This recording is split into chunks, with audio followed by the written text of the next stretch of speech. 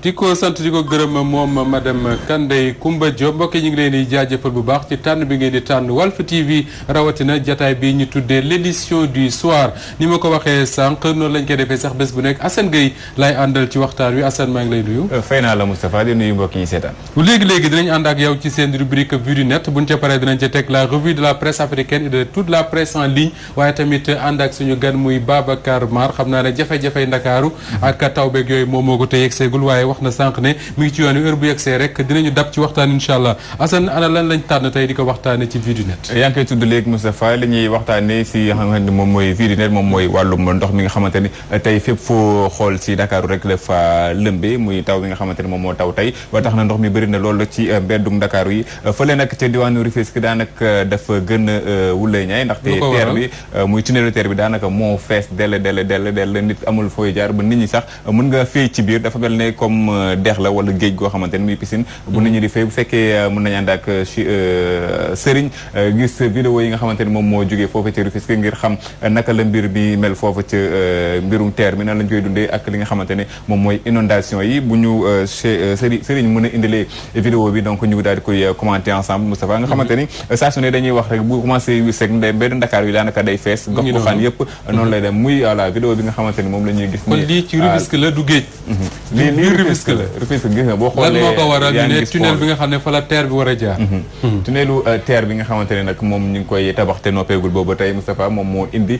mbir mi nga xamante ne moom mooy jafe-jafe yi waa Rufisque nekkee jamono ji ñu koy gis à l'écran ngay gis pont bi si à côté da lay wan ni rek lii du géej lii du dex waaye fu nit ñi dëkk la nga xamante ne fa la nit ñi di war a jaar saa su ne ñuy jot ay message ñuy jot ay éléments yu jógee service que si Najib Sagna mu ñuy wax ne jafe-jafe yi nga xamante ni terre bi mu ngi koy indil askan wi nekk ca diwaan woowu tey jii lii di beneen firnde boo xamante ni nag gën na wane ni terre bi sonal na leen bu baax ñoom ñi nga xamante ni ñoom ñoo nekk si Rufisque yemul ci diwaanu Rufisque diwaanu Grand Yoff noonu la fa mel ndax kër yi sax nga xamante ni dafa taa nit ñi di toggee ci biir kër yi diwaanu Kër Massar gis nañ ko fa ñoo xamante ni seen kaw lal la ñuy toog ngir mën a añ ndaxte lépp loo xamante ne moom mooy seeni bagage muy ba si biir néegi ndox mi dafa fekk ba fees fa dell muy mbir moo xamante ni war nañ ko xoolal ndaxte saa su ne ñu koy wax boo waxee ki nga xamante ni moom mooy jiite ONAS di Lassana bi mu génnee kàddu yi njëkkati moom mooy nit ñi ñoo yor comportement bi war waaye yaakaar naa ne bu fekkoon nag liggéey bi lépp jaar na yoon comportement nit ñi mënu ci dara donte muy ñaar ci biir problème bi yaa ngi wax problème ONAS mën nañ cee discuter yàgg mais li nga xam ne moom la ñu gis ni image yi xewee Rufisque li moom defe naa ne ONAS mënu ci dara li ko waral mooy projet lañ fa def ay chantier moo fa nekk chantier yooyu la njiit réew mi inauguré woon na ko bañ ne saxaar gi léegi mu daw saxaar gi boobu ba léegi fa mu taxaw gédd fa defe naa ne poussière la gën a bari que leneen malgré ça ñi nga xam ne ñoom ñoo dëkk Rufisque yàgg nañ wax ne projet wu TER boobu dafa xar seen dëkk bi def ko ñaari pàcc ñoom ci seen bopp yàgg nañu wax ne bis bu tawee ay dina am foofule ci Rufisque loolu lépp taxul ñu jël ci ay matuwaay li ci gën a doy waar mooy Mountaga Sy mi nga xam ne moom moo jiitee APIX taxaw na ci benn télévision yàggul dara tagg fa TER bi wax ne point yam war a àndal ak échangeur yaag bu ci nekk nii lay war ak nii lay mel waaye image yi dafa wane ne li mu doon wax dëgg yàlla ay lépp la rek daanaka wuroon nag bu baax li mu wax Moustapha ndaxte yaa ngi koy fàttali ni semaine du weesu te waa Rufisque waxuñ ku ci mel ne Omar Faye presque chaque mois dina génn wax ni jafe-jafe bii am na lii moo ko waral li ko waral bokk na ci TER bi boo fàttali ko am na image yoo xamante ni jotoon nañ ko koo xamante ni buntu këram pour mu génne fa otoom sax mënatu ko génn këram ndaxte fi ñu tabax fi raay bi war a jaar ak miir bi dox ci diggante këram oto bi mënatu fa génn te plus grave nee na dañ ko wax ne moom indemnisation yi mënu cee bokk ndaxte train bi jaar moom nekku fa muy beneen mbir boo xamante ni indi na ay jafe-jafe boo xoolee diwaanu Rufisque ba tey tëj dañ leen tëj yaa ngi koy fàttali dèjà dañ leen xaar ñaar TER bi daa xaar dëkk bi ñaar ñaareelu mbir mi pour nga génn Rufisque dèjà Rufisque duggoon fa jafe-jafe la ñu dolli si TER bi pour nga génn faaw nga def fa temps bu yàgg muy beneen mbir boo xamante ni jural na ko askan woowu yemul ci Rufisque ginnaaw raay boo fa demee muy sud ak nord yëpp génn fa problème la ndax TER da leen tëj tëj boobu imagine toi yoon amatu fa ndox mi ñëw fekk siwaat la daanaka da ngeen di biir lap ci biir ndox mi da ngeen di fee ci biir ndox mi loolu moom dal ñi nga xamante ñoom ñoo nekk biir Rufisque te yemul Rufisque nag malheureusement ndaxte bu weesoo problème mu TER bi Moustapha ñu koy nga tudd sànq ki nga xamante ni moom mooy DG bu APIX beneen DG yëkkati na ay kàddu muy ki nga xamante moom lañ jox lépp lu yor si wàllum assainissement fii Sénégal muy woon firndeel ni rek assainissement même gox ki nga xamante ne am na fa maintenir wuñ ko maanaam amul toppatoo bi war. toppatoo boobu muy curage yeeg mbir yi ne mel moom moo tax saa su tawee day fatt googu nag daa yaakaar naa ne ñi ko yor war nañ ci askan bu fekkee am nañ ci wàll ñi nga xam ne ñoom ñooy sànni wala ñuy tuur mbalit ci assainissement boobu si canaux yi am na ñeneen ñi nga xamante ne ñoom ñoo yor liggéey boobu ñoom it seen wàll mënu see génn mënul seetal boppam rek saa su ne rek bu ma koy dégg man fan yi yëpp ñu weesu moom laa sane li muy wax rek moom mooy day seetal ONAS lépp jëggalaat ko si kaw askan bi te yaakaar naa ni weesu na askan wi li tubaab di wax askan wi il a bon dos comme on dit mais soo xoolee par exemple li nga xam ne moom moo xew yaa ngi wax terre bi mais dafa mel ne bépp chantier bu ñuy def ci Sénégal wala ci Ndakaaru particulièrement général du ñu bàyyi xel li nga xam ne moom mooy ñi fa dëkk ndaxte sànq rek ci ngoon Assane mën nga ko seede foofu la ci kër Mbay Fall nee nañ autoroute ba à péage fa la tuyau tojee seen kër yëpp nekk ay ndox jamono ji boole ceeg courant ba di sauté defe naa yooyu aussi lu jar a taxaw lu jar a bàyyi xel la mais en tout cas image yi nga xam ne moom la ñu gisee Rufisque image yu doy waar la et elle parle d'elle-même léegi ñu xool nag lan la ci ñi nga xam ne ñooy citoyens sénégalais yi ñi dëkk Rufisque principalement wax ci mbir moom jël nañ ci yenn rek ñi nga xamante ne ñoom ñooy ay internautes kii super fan la tuddee boppam moom bi muy commenté mi ngi ne nag fi mu nekk nii nag jot na ñi nga xamante ne ñoom ñooy kilifa yi yor wàllum nguur gi ñu daal di def lépp lu ñu war yokk li nga xamante moom mooy assainissement bi def li nga xamante noonu lañ ko war a defee muy quartier bu mënti doon gox goxaan bi nga xamante ni mën na ko doon ci Sénégal te soxlaatuñu ay ngeen ñu seet si ngir indil ñu ay saaku ceeb ak mbir yu mel liñ gën a soxla moom mooy ngeen jëleel ñu fi ndox yi nga xamante ne saa su ne dañuy sonal Khalil Gassama moom it commenté na ne lii triste na doy na waar jàppale ñoom ñi nga xamante ne ñoom ñooy askan wi loroo ci mbir mu ne mel Binta Net yi moom it commenté ne lii amul leen loo xamante ne jaar na si yoon ruus na sax si ñi nga xamante ñoom ñooy si ñuy jiite luttons contre l'indiscipline sénégalaise moom mi ngi ne image yi boo ko xoolee rek sa yaram day daw ndaxte même ngir lekk sax ñoom mënatuñ koo def fi nga xamante ni mooy anam yi mu waree c'est dem bay jëfandikoo ay lal ngir mën a def loolu kon nag ndox mi dem na ba dugg si kër yi nangu ko ba ñoom mënatuñ si am dara kon nag fi mu nekk nii bu weesoo kàddu yi bu weesoo gërëm yi bu weesoo ñaanal yi ñu war a defal askan yi nga xam ne ñoom ñoo nekk foofu jot na nag ñu daal di leen di jug jàppale leen ngir inondation mën a jóge ci gox yooyu ndax at mu jot rek noonu lay demee Fuxtado Xuan noonu la tuddee boppam moom internet bi mi ngi ne nag assainissement bi mënuñ koo jël lépp rek def ko ci constructeur maanaam ñi nga xamante ne ñoom ñooy tabax kër yi ndaxte am na ñoo xamante ne ñoom lañ dal seen kaw yaakaar naa ni tabax mbir la boo xamante ni dañ ko war a liggéey laataa tabax kër yi ñëw ñi nga xamante ne ñoom ñooy liggéey assainissement bokkuñu ak ñi tabax kër yi nga xamante ne moom moo am ba mu sax moom mu ngi dëkk tudd diwaan bi mu dëkk moom Fadia muy xam ne ne foofu xam nañ ne rek bu commencé taw rek comme que Fadia si montagne la nekk daanaka kenn dootul mën a jaar te tamit yomboon na loolu ñu indi fa ay canalisation yoo xamante ni day yóbbu ndox mi ci diwaanu Technopole nekk nañ ci malheureusement dañoo nekk ci réew moo xamante ni daanaka ñetti weer rek lay taw ci at mi waaye ñetti weer yooyu bu ko tawee daanaka at mi yëpp ndox du fa jógee foofu la ñuy nekk ci taw muy mbir moo xamante ni taw muy nekk ñetti weeri calvaire ak at ya ca war a topp muy mbir moo xamante ni day doy waar loolu ci ñi nga xamante ni ñoom ñoo fay dëkk tey tamit li koy waral rek bokk na ci askan waa xam ñi nga xam ne ñoom ñoo yor mbir mi jofuñ seen liggéey ni mu waree kon nag daanaka dañuy jël koppar gi ñu war a dugal foofu di ci jariñoo moom moo tax li nga xamante ni mooy liñ ci war a def defuñ ko ni mu jaaree yoon Moustapha. d'accord muy kon mbir mu doy waar kon muy inondation yi nga xam ne bari na ci Ndakaaru jamono ji li ci gën a métti nag mooy inondation yooyu yi ci ëpp li ko waral mooy chantier yi nga xam ne ñoo nekk ci Dakar parce que miinoon nañ quand même généralement su tawee yenn zones yi parce que dañu wax ne ndox du bàyyi yoonam. xam nga buñ ne la quartier bi Wakhinane la tudd ça veut dire que bu tawee boo deful ndax dina taa parce que ndox a fa dëkkoon mais li am léegi mooy ay chantier yoo xam ne état wu Sénégal ñoom ñoo ko engagé def ci alal ju bëree bëri chantier yooyu wëlbatiku nag teg coono li nga xam ne mooy population yi je crois que loolu mooy li nga xam ne moom la ñu war a jàng ci li xew Rufisque jamono ji muy encore une fois san chantier wu terre bi tunnel lañ wax de tunnel bu nekk ak benn pont tunnel boobule moom moo taa tey ba yàq fa lu bëree bëri maa ngi ñaan rek xëy na ñi nga xam ne ñoo ci ñàkk seen alal rawatina borom oto yooyu nga xam ne ndox mi da leen faa bett xëy na état wu Sénégal dina leen indemniser wala assurance fay leen mais en tout cas lu jara waxtaane la Babacar Mar bu réew mi maa ngi leen di. maa ngi lay fay Moustapha maa ngi jégalu ci téléspectateurs yi. parce que je suis arrivé un peu en catastrophe. avec les aléas de la circulation bu tawee Dakar dafay doy waar. d'ailleurs maa ngi fekk ngeen di wax loolu. absolument donc on n'est pas très bien assaini. muy tekki rek ne yéen hommes politiques yi liggéeyu leen depuis 1969. parce que benn mag nee na ma Dakar bu tawee rek nga yëg ne la classe politique au Sénégal liggéeyuñu nag. Moustapha question li nga wax noonu lu am solo la parce que nee nañu dëgg boo koy daw. da lay gaañale say mbokk. te comme ñun ñëpp dañ nekk ci classe politique bi di ci yëngatu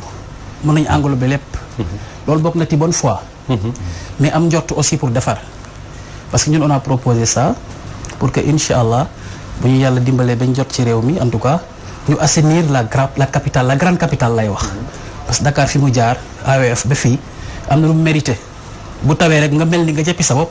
doy na waar. mënu ma ne ñëpp la nag parce que am na ñoo xam ne ils sont pas encore aux commandes. donc bu ñu leen mayee xëy na ñu xuus doxal lii dina fi jógee. Babacar yaa ngi wax ne bu ngeen yoree réew mi. ñu bari jàppoon ne 2019 bi moom mooy seen dernière chance jàll nañ ko seen candidat Idrissa Seck gañewul te moom it joxe woon na benn âge boo xam ne bu ca tollee nee na xalaatatul di wuti suffrage yu sénégalais yi dañoo agseegul foofu ba léegi.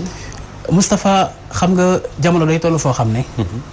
nit ki dootul moom boppam day dem bi nit ñi moom la loolu day am.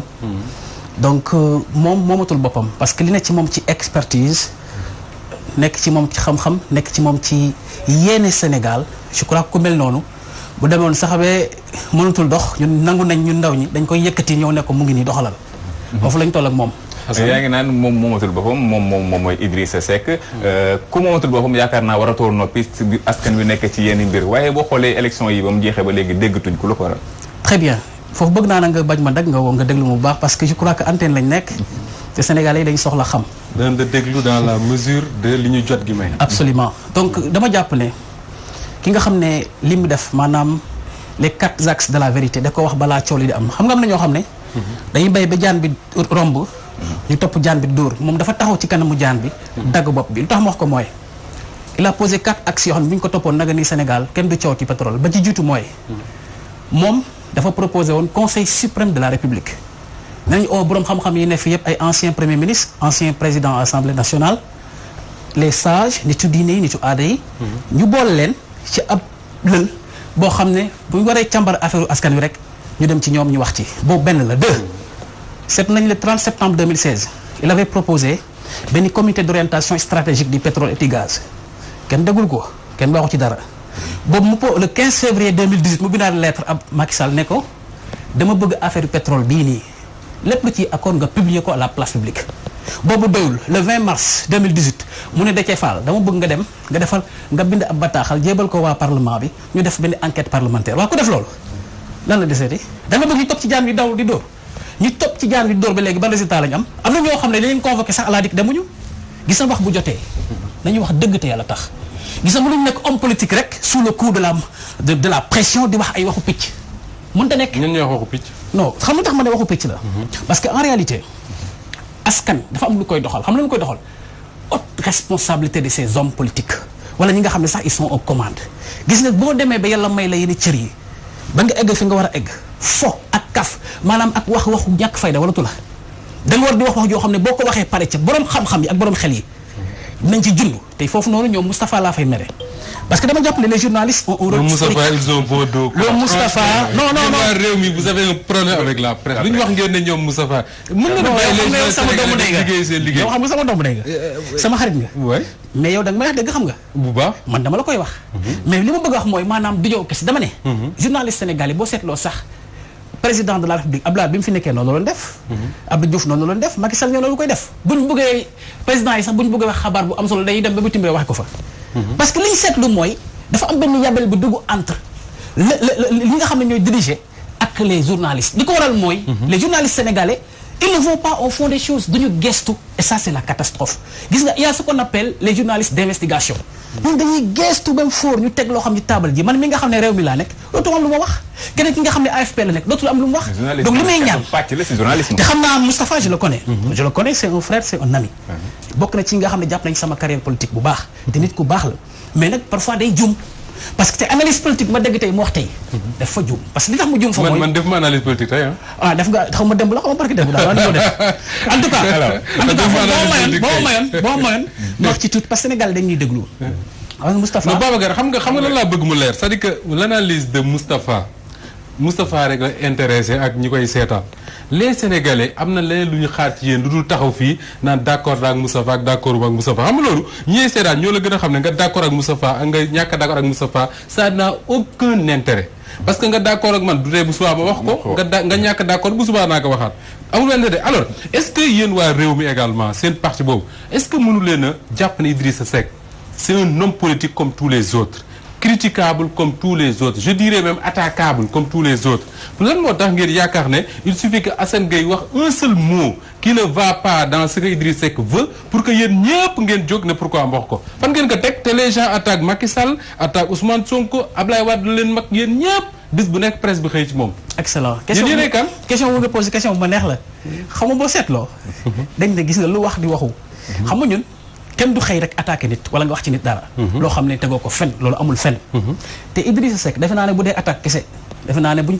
doon ndawtal moom rek lañ koy ndawtal lu ne def nañ ko Sénégal te jàngal nañu nous sommes un parti libéral jàngal nañu la diversité des propos la diversité des avis loolu nangul nañ la ko nangul ko keneen vous êtes libéral mais vous n'acceptez excellent pas la critique. non may ma rek dama la déglu mais dama jàpp ne lu ñëw dañ ko war a càmbar buñ ko càmbaree ñu seet lu wax ja ñu wax ci xam nga ne journaliste nga war nga wax ci ku lu nekk waaye day am loo xam ne coow la doon coow lu rëy ci dëkk bi te benn journaliste du ci wax je prends l'affaire des xaaral ma wax la non dara naqariwu ma je prends l'affaire des 94 milliards téléspectateurs yi nañ ma excuser parce que dama doon di ñëw avec la situation voilà donc 94 milliards yi coow la ci dëkk bi am na ku incriminé nit 94 milliards bi mën nañ ko dund bi dee mais nit kooku noonu du man coow na ma xus mais am na journaliste yoo xam ne man journaliste sénégalais pourquoi duñu def investigation xool fa dëgg nekk ñu bañ a farfeñ ñu tegaluñu ko ci taabal ja am na yeneen coow yu fi nekk yoo xam ne du coow Idrissa Seck li nga wax noonu en bien comme en mal bu defee ñu coow en bien lam doon wax depuis ba ñu wax dévolution monarchique kenn topp ko ci au contraire dañ doon tendre micro yi ñeneen pour ñu koy saaga mais ba mu waxee dévolution monarchique ba léegi dévolution bi mu ngi fi ba léegi sax sous d'autres formes te booba kenn tendre koon micro au contraire dañ ko doon wax lu bon lu mu wax lu baax dañ koy oublier maintenant si on est dans une dynamique gars yi di ko song ñi di wax lu leen wóor su lu leen wóorul parce que noppi na ñu songaat ko loolu moo nekk li nga xamante ni taaruwul loolu la ñuy wax attends Babacar boo bëggee jël lépp rek ne journalistes yi daanaka bu ñuy non son problème c'est pas les journalistes de Assane son problème c'est Moustapha mais allons-y xam nga sama doomu ndey nga son problème xam nga sama doomu ndey nga c'est pas grave xam nga sama doomu ndey nga yow yow dëgg ko sama problème sama doomu ndey nga dama lay rappeler rek c'est le réew tant d'autres y en a des centaines dans ce pays des analystes politiques c'est ça position Moustapha la du position sénégalais yi sénégalais yi tamit ku si nekk am nga si position Babacar bu waxee ba noppi dinañ xam ni Babacar li mu wax kat lii moo si jub lii moo si jubul il a le droit de le faire Idrissa Seck il l'a rappelé tout de suite homme politique la comme Abdoulaye Wade homme politique comme Macky Sall comme Sonko etc. Assane pour dëggal li nga dama lay rappeler ñaari fait j'étais encore journaliste au Populaire Idriss Seck fait sa déclaration de politique générale à l'époque les gens disaient dafa arrogant dafa hautain etc. J'ai fait un texte sur la base d'une déclaration d'Amath Dansokho yàlla na ko yàlla yërëm et le titre du texte c'était Mara sage de garde-robe parce qu'on l'appelle Mara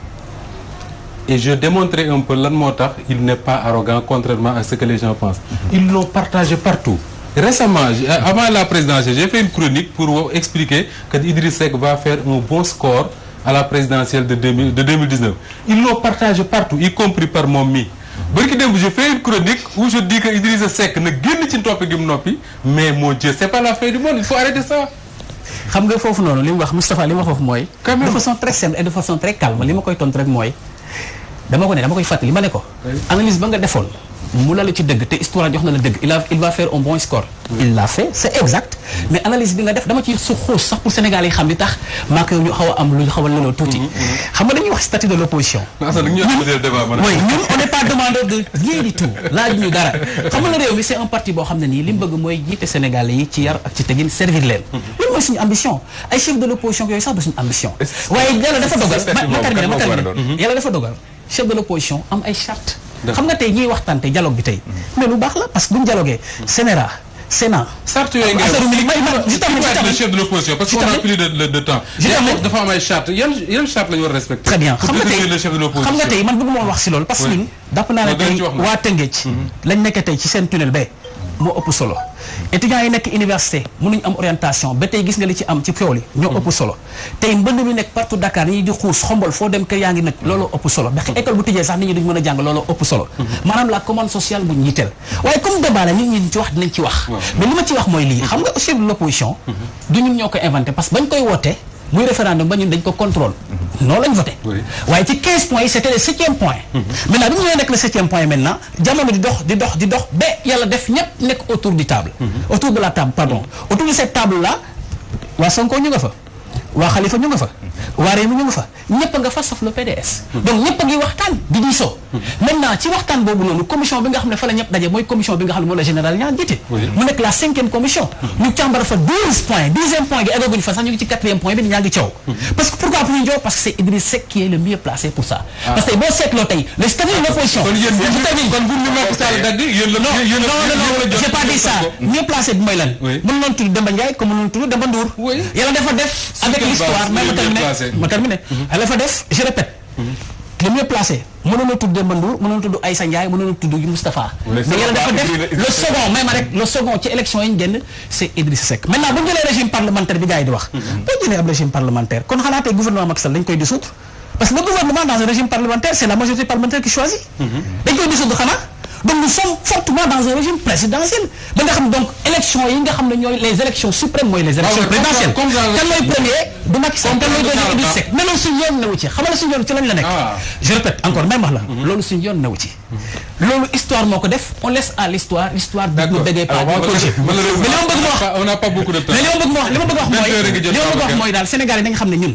muy Idrissa Seck muy ñun ñu ànd ak moom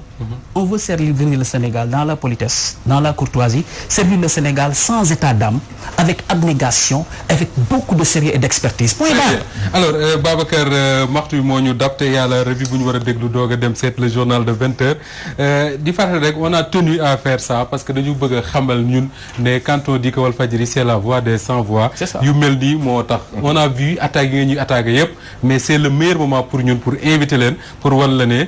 ñun quand on fait un travail dañ ciy sax parce que boo loolu lañ gëm c'est aussi simple que ça alors ñu dem seeti la revue de la presse africaine ak Aïcha Diakhaté.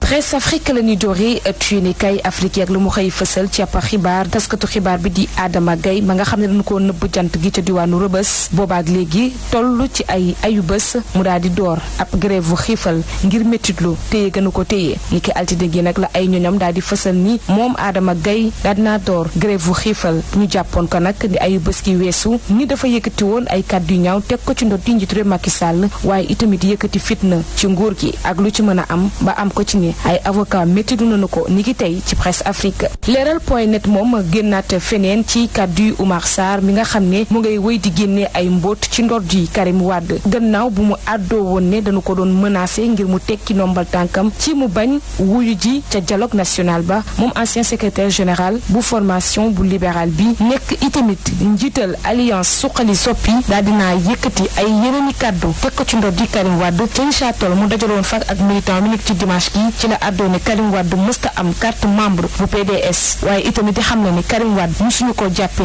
membre bu parti démocratique sénégalais wala membre bu bureau politique bi amul benn responsabilité bu ñu ko jox candidat bi ñu ko tegoon sax ngir mu nekk kay jongante ci élection présidentielle yi sax ci congrès la ñu ko defee wante du ab décision bu ñu tëraloon ñoom ñëpp muy xam le ne ñu jiital bëgg laa def ab candidat lu toll ni élection présidentielle te sa ñëw dëgg sa tànk ci réewum Sénégal doy na ñoom de yooyu le kàddu mu ngi ko fësal ci biir leeral.net gannaaw ba mu amalee ak tukki nemmeeku ci diwaanu Dagana africaguinée.com àdduna ci jafe-jafe yi nga xam ne seeni ñoñ ji ay Guinéen ñu ngi koy dund ci diwaanu Angola passeport lañ leen bañal te moo ne am na benn mission boo xam ne nii demoon na ba ci diwaanu Luanda niki ñaari at yi ñu génn ngir waxtaanee nag nu ñu mën a def ngir ñu jox leen seeni papier de voyage am na ñenn ñu jot document bu am solo boobule waaye ñu ci bëri ba tey enregistré wu leen niki tey nag ay jafe-jafe yu métti ak fitna moo fay juddu saa su ne ci Guinéen yi nga xam ne ñooy sàkku ñu jox leen seeni passeport ngir ñu mën a amal seen dem ak dikk ñu ko sàkk ko. ci Algérie panel bu dialogue bu médiation bi di Karim Younes jiite woon ko jeexal nañu seen liggéey bi daanaka seen rapport final bi daan nañu ko jébbal njiitu réew mi ñu tegandigum di Abdelkader Ben Salah El Watan ne xëy fësal bile xibaar di xam ne document bile ak coordination instance la boo xam ne synthèse di tënk bépp proposition boo xam ne teg nañu ko ngir daal di tëgg ay dialogue muy waxtaan bu fasantikoo ci ñaari parti ak itamit ndaw ñi nga xam ne saa su ne ñu ngay sàkku ay coppite ci réew Algérie waaye itamit ñu mën a tëgg ci ni mu gën a gaawee ay élection yu leer nañ yu amul benn gàkk-gàkk ñu jeexalee ko Seneweb mu daal di xëy ca diwaanu Fatick daal di ci indi nag ay révélation di ay mbootu jéggi dayoo jëmale ko ci ay soxna yoo xam ne ñu jaay seenu bopp ci noonee nag Fatick métti lu ko bu baax a baax ne saa bu ñu yeewoo gis ab groupe WhatsApp boo xam ne ay soxna yoo xam ne dañoo sax am jëkkër ak ay tout tànk di ay élèves ñooy daal di jaay seen bopp jaarale ko ci plateforme bi di WhatsApp ci noonee ñu daal di koy fësal ci journal bi di L'As waaye Seneweb xëy di ci jàll bu baax a baax di xam ne dañuy jaay seen bopp di sekk ak ay góor te duñu sax protégé wu te lañ ci mën a gàllankoor ci ay jàngoro bari na lu ko demee ni feebaru sëy waaye ñi ngi xam ne ñoom soxna yi duñu dakkal bi leen liggéey ndax daanaka saa su ne ñu gën a fuur seen client ba muy fukk.